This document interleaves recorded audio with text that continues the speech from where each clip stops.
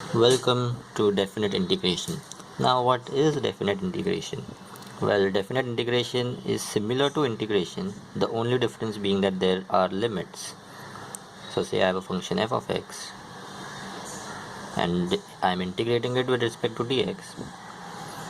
Okay, and capital F of x is my bigger function. Apart from the difference that we have limits here, there is another difference, that is, in definite integration, the constant c that we usually get when we integrate is not there. In definite integration, it gets cancelled out. So let us see a simple example first. Okay, so suppose I say y is equal to x square. Now integrating both the sides with respect to dx, so this will be integral y dx. I also call this as my function. Okay, then integral of x square dx.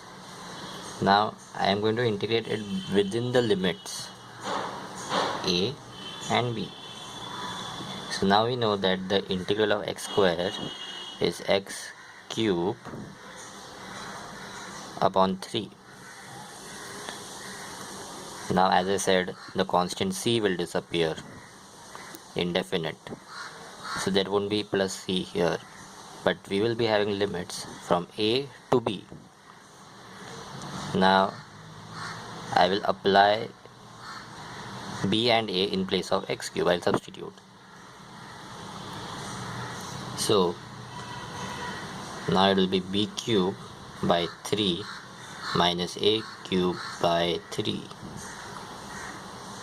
Taking 1 by 3 common, b cube minus a cube. So this is how basic definite integration is done. Let us understand through graph what is the difference between integration and definite integration, the distinguishing point by using graph.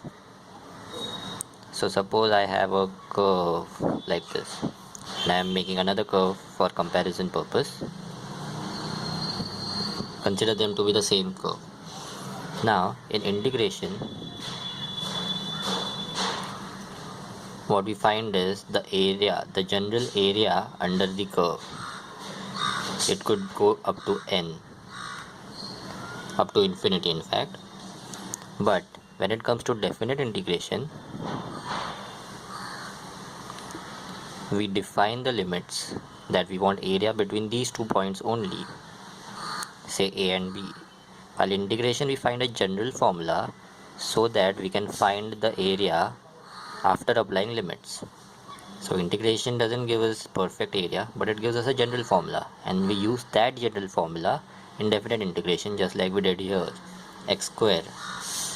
So x cube by 3 was the general formula to find the area.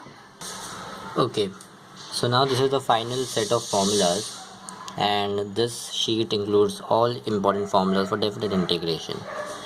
If you are done with this, then the chapter is done. So this is important.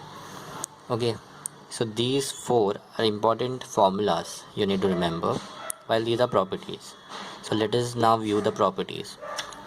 So the first property says integral of f of x plus g of x with respect to dx from a to b. So here they have splitted the function, so each one of them gets the integral, just like how we do in normal integration. Here we have a constant k multiplied by f of x. The constant k can be removed out of the integral, just like we do in normal integration. Same rules, the first 2 ones. Then the third, integral from a to c. Now the integral from a to c has been split into two separate limits, considering that we have a, c, and b lies between a and c. So that's how we have splitted the limits. Then fourth, this is quite obvious.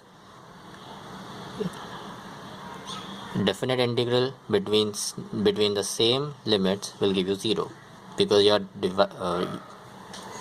taking the difference of the same 2 numbers. And then the fifth, if you reverse the limits a to b, b to a, then the answer will be the same but with a negative sign.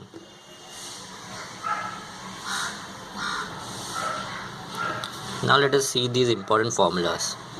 You need to by heart these. There are derivations which are not important for entrance exams, but you need to remember these formulas.